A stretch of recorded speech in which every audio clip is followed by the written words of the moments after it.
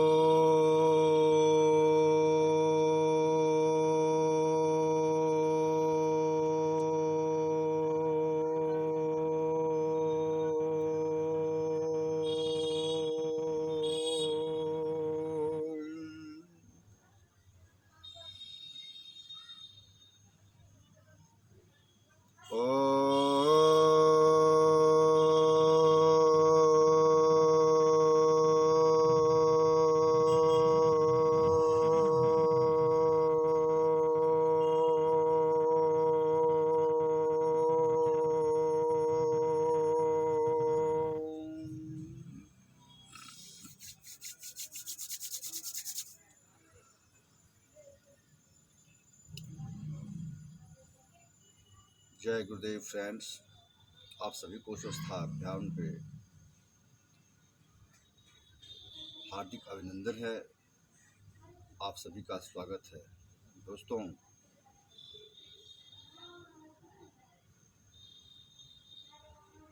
ओम यानी प्रणव का उच्चारण बहुत ही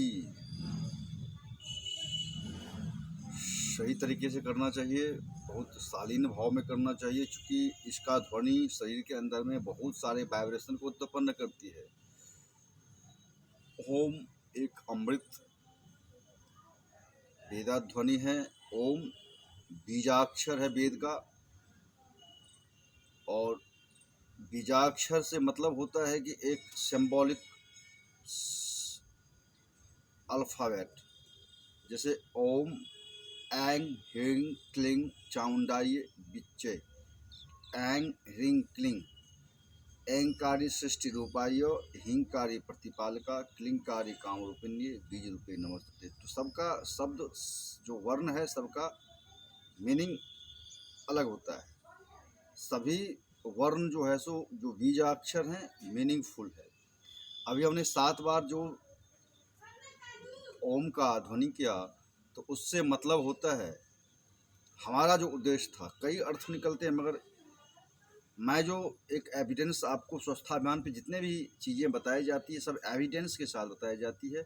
और जो हमारे समाज में, जो हमारे पुरखों के द्वारा, जो हमारे पूर्वजों के द्वारा की गई चीज़ें हैं, और जिसकी मान्यताएं सनातन सभ्यता में दी गई है, उसको आज जो धूमिल पड़ रहा है, उसको प्रकाशमान करने के लिए मैं तत्पर रहता हूं और उसको आपके समक्ष प्रस्तुत करता हूं। चलिए कुछ बातें करते हैं।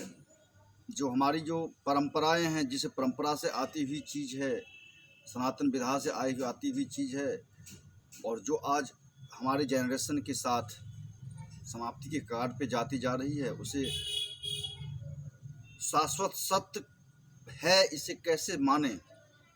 7 शब्द, 5 शब्द, 3 शब्द, 1 शब्द, मैं आप लोग को मानव शरीर के ऊपर में सत्य बताते जा रहा हूँ, और आज से कंटिन्यू आप लोग को बड़ी रोचक तरीके से बताऊंगा, जो सही से आप लोग समझें और अपने बच्चे को ही इस चीज़ के बारे में बताएं, और बच्चे को बोले सब्जेक्ट में पढ़े। सिलेबस में हमारे टॉपिक से रिलेटेड क्वेश्चन भी उनको आएंगे, चाहे यूपीएससी बीपीएससी का ही कंपटीशन करते हैं, फेस करते हैं, या कोई भी सब्जेक्टली जो बायोलॉजी का सब्जेक्ट है उससे मैचिंग होते प्रश्न हमारे शब्दों से मैच खा सकता है। मैं पूर्णतया आपको एश्योर नहीं कर सकता, मगर आप अगर सुनेंगे तो उससे फ़ायदे ही मिल सकते हैं। 7 का मतलब होता है हमारे शरीर से अगर हम जोड़ते हैं, चूँकि सारी चर्चा हम शरीर के ऊपर ही करेंगे, उससे आपको जो बेनिफिट लेना होता है ले सकते हैं आप।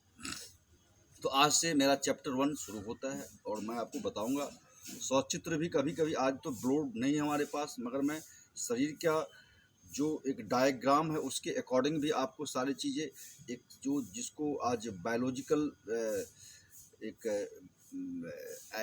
आइडेंटिफिकेशन करके जिसको एक एक चीज़ को दिखाया गया है, उसका सीटी स्कैन या एमआरआई करके या ऑपरेट करके मैं आपको बताऊंगा कि ये क्या चीज़ होता है और इसका आपके सनातन सिद्धांत से क्या लेना देना है। 7 शब्द का मतलब है कि सूर्य के 7 रश्मि और आपके शरीर के 7 रस, 7 धातु, सूर्य के 7 घोड़े। अगर हम सूर्य के 7 घोड़े को जानते हैं तो हम अपने सप्त धातु को जानते हैं। इस ब्रह्मांड में कई सूर्य हैं, आपके भी इस ब्रह्मांड में कई सूर्य हैं, मगर पावरफुल सूर्य हमारी मणिपुर चक्र जो हमारे लोक को प्रकाशित करता है। जो मेरा पित्त द्वार है, पित्त जो बनता है, मैं इसके बारे में, पित्त कैसे बनता है आपके शरीर में। सबसे बड़ा ग्लैंड जो है सो आपके शरीर में आपका लीवर है, जो आपके दाएं तरफ पेट के ऊपरी हिस्से में यहाँ होता है। एक त्रिकोण नुमा कैसे होता है, तो आप ऐसे कीजिए और इसको ऐसे त्रिभुजाकार टाइप में ही होता है बड़ा सा, और उसी के नीचे एक पित्त की थैली लटकी हुई होती है, उसके नीचे एक पित्त की थैली लटकी होती है। और वो पित्त कैसे बनता है आपके शरीर, जब हम आपको ये कथा सुनाएंगे और जब आपको बहुत रोचक लगेगा कि जीव विज्ञान क्या है, पित्त कैसे बनता है, तो मैं थोड़ी देर के लिए आपको ये चीज़ बता दूं। पहले तो मैं पित्त के बारे में बताऊं, उससे पहले आपको हम ये खून के बारे में बताना पड़ेगा ना। खून क्या है, व्हाट इज ब्लड। एक प्रश्न आता है कि व्हाट इज ब्लड, तो मैं सिंपल भाषा में कह सकता हूँ, the blood is a natural colloid. Blood एक प्राकृतिक तरल है। अगर इसको केमिस्ट्री, कोलाइड को हम केमिस्ट्री में जाना पड़ेगा, केमिस्ट्री की डिफिनेशन में जब जाते हैं तो हम उसको बहुत सारे उसके जो अणु हैं उसको निकाल के देखते हैं। चूँकि कोलाइड इसीलिए है कि जब किसी भी ब्लड को हम किसी बर्तन में छानेंगे, सपोज करो किसी का ब्लड है, उस ब्लड को हम किसी बर्तन में छानेंगे तो पता चलता है कि उसके अंदर की जो तत्व है वो छन के कपड़ा में रह गया। ये क्या है, मैं आपको बताऊं कि ब्लड एक नेचुरल कोलाइड है। दूसरा क्या है, ब्लड एक संयोगी उत्तक है, संयोजी उत्तक है, मतलब एक कलेक्टिव टिश्यूज। उत्तक का इंग्लिश में टिश्यू। ब्लड हमारे शरीर के सारे आवश्यकताओं को पूरा करता है।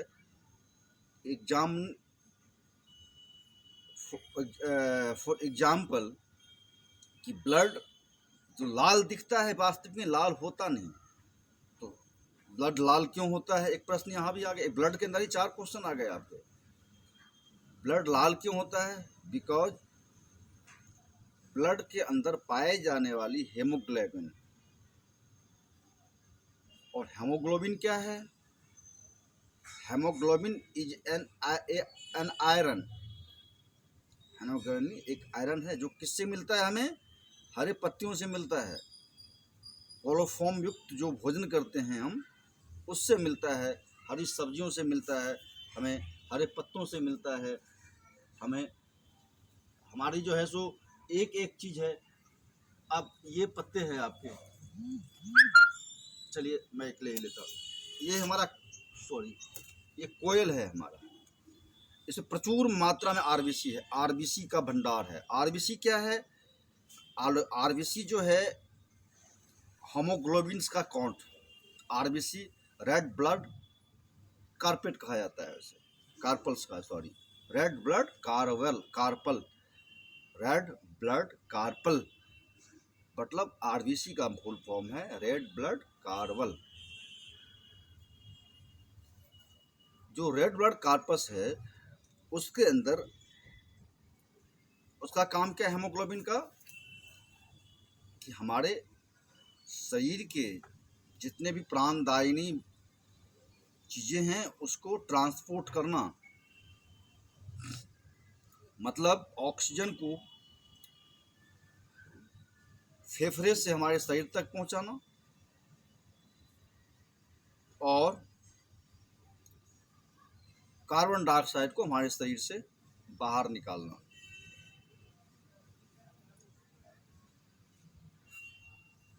दोस्तों, जो खून है हमारे शरीर के अंदर वो बहुत बड़ी चीज़ें हैं, जिसे शरीर का फ्यूल भी कहा जाता है, शरीर का फ्यूल कहा जाता है। उसके बिना हम एक मिनट भी जिंदा नहीं रह सकते। और बेसिक जो है सो उसके अंदर क्या कहा मैंने, ध्यान रखिएगा, मैंने खून जो कहा है कहाँ से उत्पन्न होता है, पित्त से ही होता है। पित्त मतलब जो आपकी पील्हा है, वहीं पे जो लीवर के पास पित्त होता है वहाँ पील्हा भी होता है, जहाँ खून आरबीसी बनता है। अब फिर आरबीसी बनता कैसे है और पील्हा क्या है, और ब्लूब्रीन एक केमिकल्स होता है जिसे पित्त कहते हैं, आप उसको बॉटनिकल नेम में जो डॉक्टर्स है उसे ब्लूब्रीन कहते हैं, वही पित्त है। ब्लूब्रीन जो होती है वही पित्त है, और वो जब इकट्ठा ज़्यादा हो जाता है तो थैली से निकलने लगता है और खून में मिक्स होने लगता है। वही जो है अगर खून के सहारे शरीर में फैलना शुरू हो जाए तो हम आप कहते हैं पीलिया हो गया, लीवर खराब। बट लीवर खराब नहीं होता। लीवर की जो आप दार्शनिक स्थिति को जानेंगे तो डॉक्टर भी हैरान हो जाते हैं, उसको पता नहीं है, बहुत तरह से एनालिसिस स्तर पर नहीं करते। मगर लीवर को जब हम जानना शुरू करेंगे तो देखेंगे कि वाकई हमारी शरीर कितनी अमेजिंग है। हमारे शरीर के अंदर नरभक्षी भी पाए जाते हैं, हमारे शरीर के अंदर हमारे कोशिका को खाने वाली भक्षी भी सेल्स भी मौजूद हैं, जैसे कुपर सेल्स हमारे इसके अंदर लीवर के हैं। लीवर बना क्या है, हेपेटिक सेल से बना है। किससे, हेपेटिक सेल से, हेपेटिक सेल, जिससे आपकी उसकी कमी हो जाने से आपको हेपेटाइटिस ए होती है, और हेपेटाइटिस बी और हेपेटाइटिस सी के बाद आदमी इस पंचतत्व को छोड़ना पड़ता है, इस जीव को, शरीर को। तो कहने का ये मेरा मतलब है कि आपके शरीर को समझें। मैं आज आपको ब्लड के बारे में पूरा करके विराम लेना चाहूँगा। ब्लड के दो प्रकार होते हैं, ब्लड के दो प्रकार होते हैं, एक तो प्लाज्मा हो गया और दूसरा जो है सर रुधिराणु होता है। जैसे आप उसे क्या कह सकते हैं, ब्लड कार्पल्स कह सकते हैं, ब्लड कार्पल्स कह सकते हैं। तो प्लाज्मा के अंदर जो रेड होता है वो उसके प्रोटीन की वजह से होता है। अगर उस प्रोटीन्स को निकाल दिया जाता है तो प्लाज्मा का रंग पीला पड़ जाता है, जस्ट लाइक ये पत्ती का कलर होता है, इसे सीरम कहते हैं। आपके लिए उपयोगी है और आपके बच्चों के लिए भी उपयोगी है। जिस बच्चे को बायोलॉजी समझ में खून बढ़िया से नहीं पढ़ने आता, आप योग के तरीके से पढ़ेंगे आप स्वस्थ रहेंगे। और पढ़ने से पहले आपको अपने शरीर को पढ़ाना पड़ेगा, आपको शरीर को शुद्ध करना पड़ेगा। इसीलिए जो आप पढ़ रहे हैं उससे पहले अपने शरीर पे इम्प्लीमेंट कीजिए उसका। दोस्तों, तो इसका कलर कितना होता, कैसा होता है, सीरम की तरह होता है। ये कलर हो जाता है जो कभी नहीं मरता शरीर में। क्योंकि अब आप प्रश्न आता है कि खून रहता कितना दिन है, क्या सबका अपना समय है, सबकी गति काल चक्र में निर्धारित है। ये खून के अंदर जो अवयव पाए जाते हैं, जो खून के अंदर मटेरियल्स पाए जाते हैं, सबके अपने अपने टाइमिंग है। अब देखिए, एक खून के अंदर में एक सीरम को छोड़ के सबका आयु है, सब मरता है।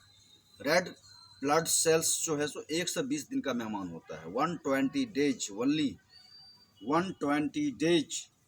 अगर आप शरीर पावरफुल है, आपका सही है, तो 100 से 120 दिन, नहीं तो उससे कम दिन में भी समाप्त हो जाती है। 120 दिन के अंदर में वो मर जाती है। और उसका शमशान कौन सा होता है, मरता कहाँ है? क्योंकि कोई भी चीज़ अगर शरीर में मरेगा तो शरीर के अंदर से बाहर तो नहीं जाएगा। मैंने आपको कहा कि ब्लड एक नेचुरल कोलाइड्स है, तो जब कोलाइड्स उसमें अंदर कुछ तरल पदार्थ जो होते हैं, जो बिना छलने वाली चीज़ें हैं, वो मरेगी तो वो सड़ेगी ना, फिर जाएगी कहाँ? उसका भक्षण कौन करता है? दोस्तों, ब्लड जो आरबीसी है, वो आरबीसी जाके पील्हा, अपने पील्हा में जहाँ से उत्पन्न होती है वहीं जाके मरती है। जहाँ उसका स्प्लीन के अंदर, जहाँ पे उसका जन्म स्थान है, वहाँ पे जो है सो बढ़ती है और फिर वहीं से उत्पन्न होती है। वो जो मरती है, मरने के बाद कुपर सेल्स उसको मचोड़ के, और लोहा होता है, आयरन को मचोड़ के उसका रस जब निकालती है पिघला के, तो वही पित्त होता है।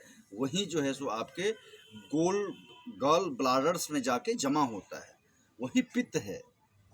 मतलब जो आपके खून से मर के बना हुआ है, उसके जूस से बना हुआ है, उसे पित्त है।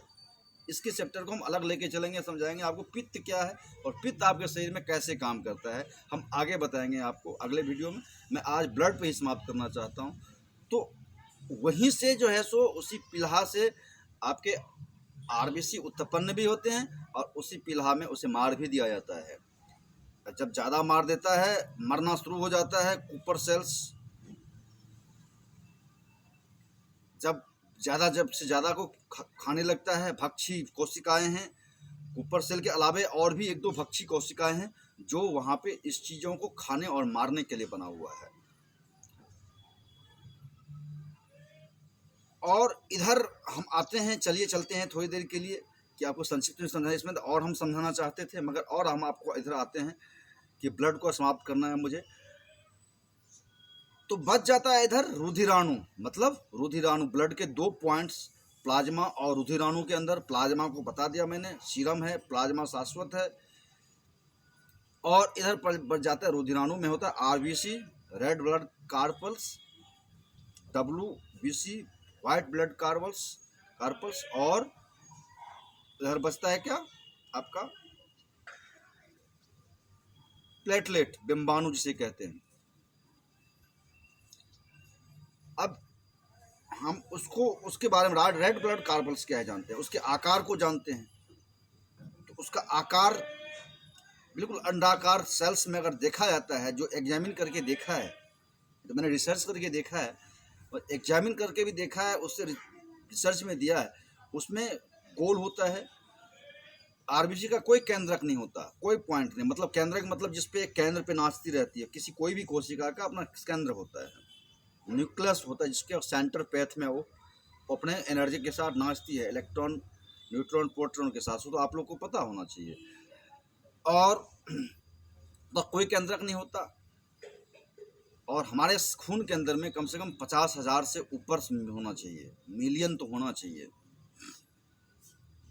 सॉरी 50,000 का, तो 50 लाख से ऊपर हो बेटर है। 50 लाख होता है सामान्य खून के अंदर। अब आते हैं हम व्हाइट ब्लड सेल के ऊपर में। अच्छा, आरबीसी जो होता है क्या है, प्राणदायिनी है। हम किसी चीज़ को उत्पन्न करती है, हमारे शरीर में रौनकता लाती है, जोश खरोश देती है, लाने की शुरुआत करती है, चमत्कृति लाती है, ब्लड में लालीपन लाता है। तो ये है हमारे आरबीसी का काम। आरबीसी हमारे शरीर के लिए बहुत ज़रूरी है। अगर जिसको हम एचबी भी कहते हैं, एक जब हम टेस्ट करते हैं तो उसको देखते हैं, एचबी भी करते हैं। जब हम डब्ल्यूबीसी की बात करते हैं, डब्ल्यूबीसी क्या है, व्हाइट ब्लड कार्पल्स क्या है, उसके अंदर जो तत्व पाया जाता है वो पाया जाता है आपका एंटीबॉडी, लिफ्रोसाइट, और मोनोसाइट। दो और चीज़ होते हैं, मैं इसीलिए बताना चाहता टाइम के अभाव में, जिसका कोई महत्व नहीं होता, वो उस ब्लड में वाइट सेल में कोई काम नहीं करती।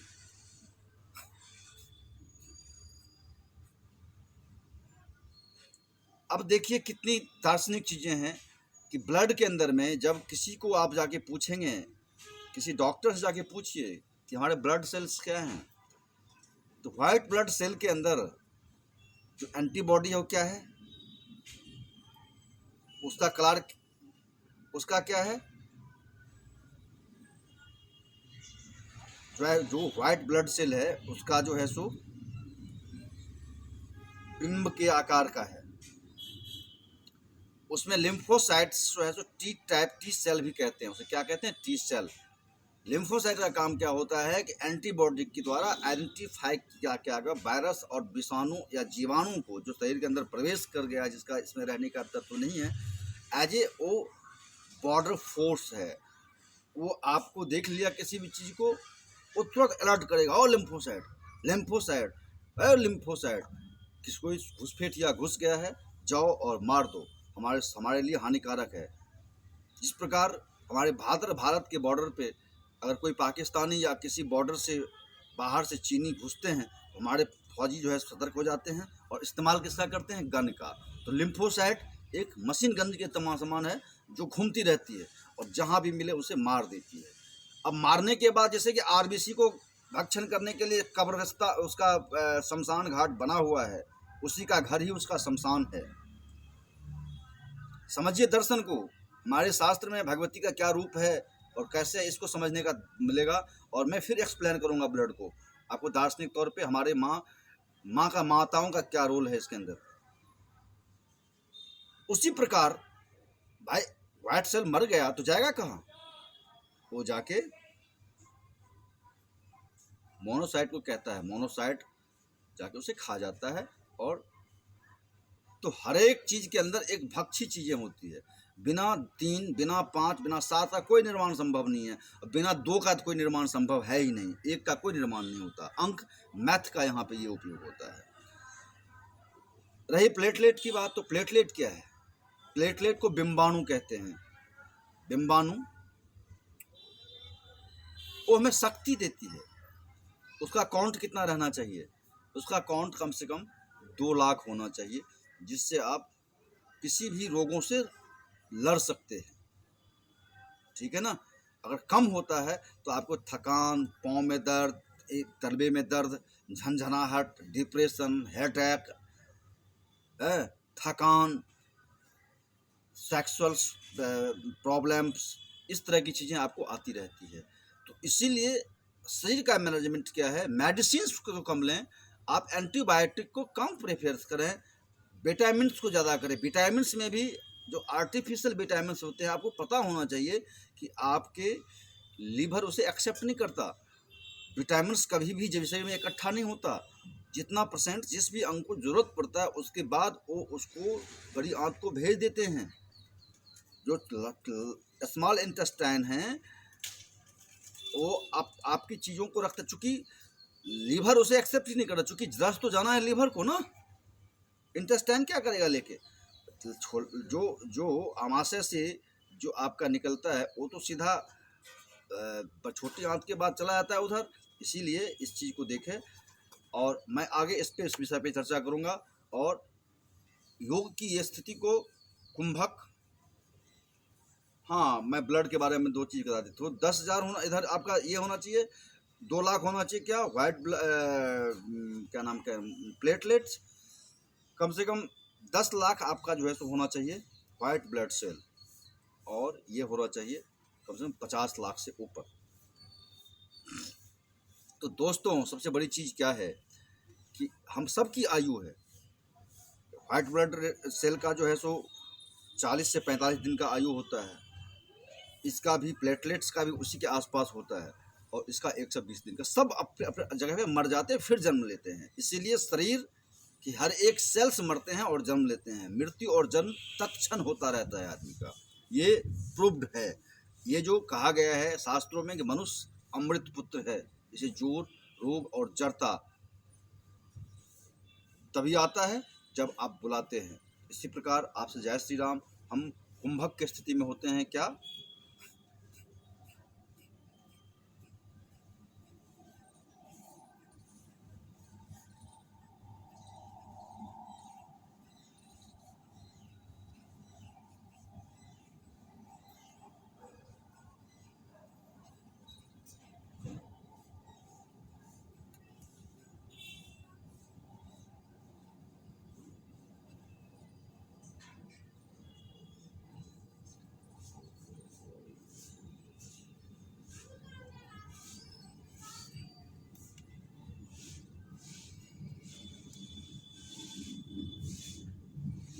इसे कुंभक कहते हैं। इसे कुंभक कहते हैं। हम कपाल आरती करने के बाद हम सारे सांस को अपने अंदर भर लिए। जब तक हमारी स्टेमिना कहती है हम उस सांस को अंदर रखें और फिर उसे